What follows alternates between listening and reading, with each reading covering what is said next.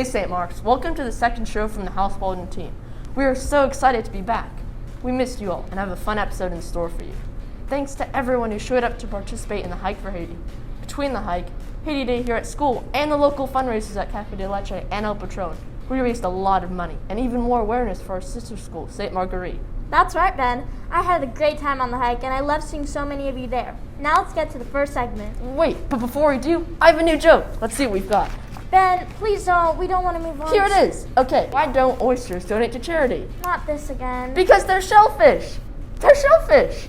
That was even worse than the butterfly one. I bet everyone else thought that was funny.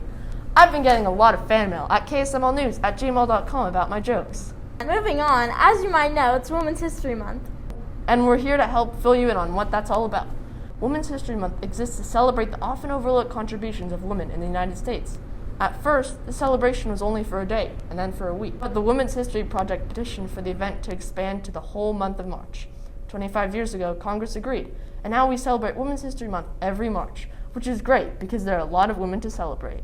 One way you can celebrate Women's History Month is by reading books or listening to podcasts by women and learning about women politicians. You could also start by watching one of my favorite movies. It's called Hidden Figures and tells the story of 3 African-American women who played huge roles in the development of NASA's space program. That movie sounds so interesting. I'll have to check it out. I'm planning to read a couple of books about the history of famous women, starting with this one right here, Women in Science, which was recommended by Sylvie Shapiro. Speaking of Women's History Month, who's a woman that inspires you, Maya? I'm inspired by Helen Keller. Even though at a young age she lost her sight and hearing, she learned to read and speak, becoming an important writer and teacher. Helen Keller inspires me too. My favorite quote by her is, "Alone we can do so little, together we can do so much." That's my favorite too! A woman who inspires me is Maya Angelou. She died in 2014, but she was a very influential writer, poet, speaker, and civil rights activist. A poem of hers that I like is, "And Still I Rise." My favorite line is at the end of the poem, when she says, "I am the dream and the hope of the slave. I rise, I rise, I rise." That gave me chills. Thanks for sharing that, Ben. Now we're going to our special correspondent, Amelie Simpson, who's going to share some stories of her favorite woman in history. Take it away, Amelie.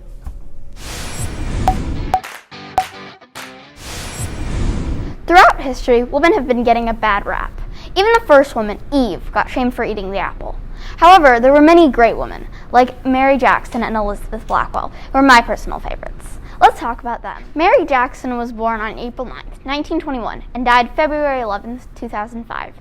She was the very first African-American female engineer at NASA, but before she worked as an engineer, Mary was a computer, and before that, a teacher. Anyway, these types of computers were not like the kind you use to watch YouTube videos or type essays on. They are actually people, and they did equations to help the rockets launch. Mary got her big break as an engineer when another engineer offered her a job.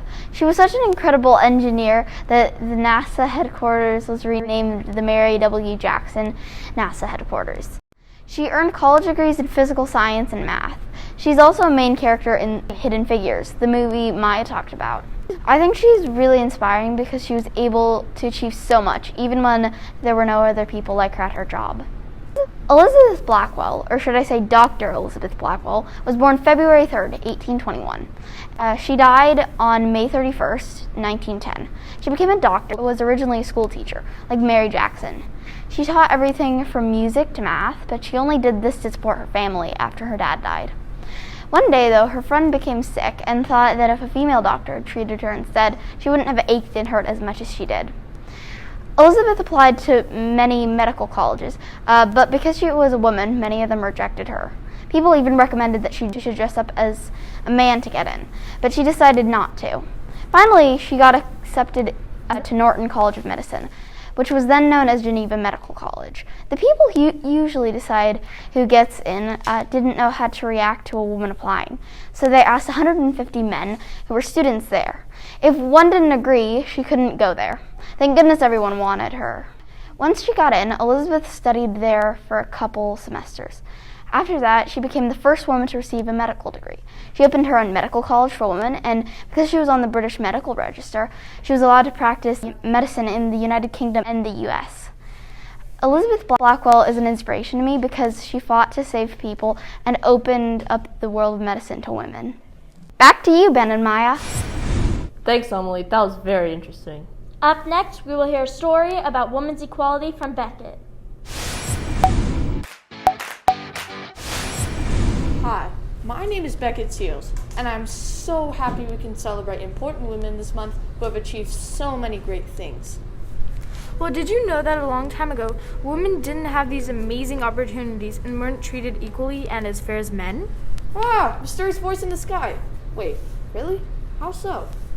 The things women and men could do were very different from today, and women were denied most of their legal rights. What type of rights? Well, for starters, women couldn't even vote or own properties.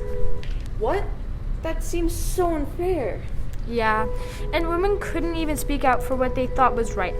There was even laws that permitted women to take legal actions for problems they thought needed to be solved. Some other things women weren't allowed to do were get into top schools, serve in the military, get credit cards in their own name, or buy houses. If they were permitted to divorce, they were often denied custody of their own children too. That's terrible. You're right, but thankfully people like Elizabeth Cady Stanton, Susan B. Anthony, and Ruth Bader Ginsburg fought for all of us, and yet we still have a long way to go. Thank you for teaching me about the fight for women's rights. Mysterious voice in the sky. Back to you, Ben and Maya. A big shout out to Beckett for telling that story. Great work. I agree. Let's now send it over to Kendall Simmons, who will be talking to some students here at St. Mark's. Okay, we need to move here. Thanks, Ben and Maya. Hi, my name is Kendall Simmons, and you may recognize me from SLC. I'm a broadcast engineer here at KSML. We are responsible for editing and filming all that you are seeing on your screen. As you may know, our focus of today's episode is Women's History Month, so I'll be going around the school interviewing all of you to see what woman you admire. What is your name, and who is a woman that inspires you? My name is Adrian Manofsky. My name is Brooklyn Walker. My name is Juliet Wong-Otsuka. My name is Ruby. My name is Carolyn Kiesbeck. My name is Feng Ming Yang. My name is Gabriel Pasten.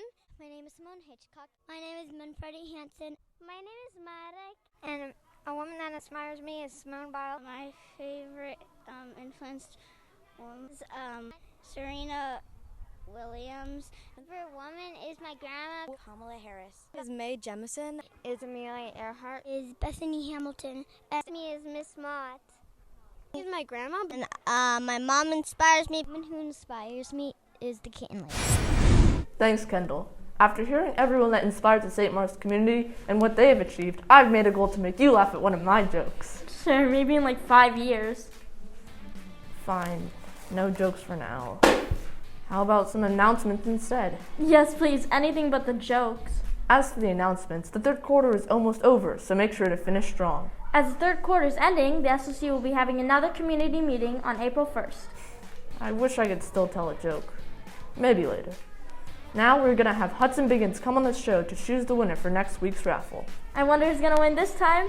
Every week, as you know, we have a raffle. Whoever's name is drawn receives a limited edition t-shirt and gets to come on the show and choose the next raffle winner. Now we welcome Hudson onto the show. Hi, my name is Hudson Biggins. I'm excited to pick the next winner. Spin the ball, Hudson.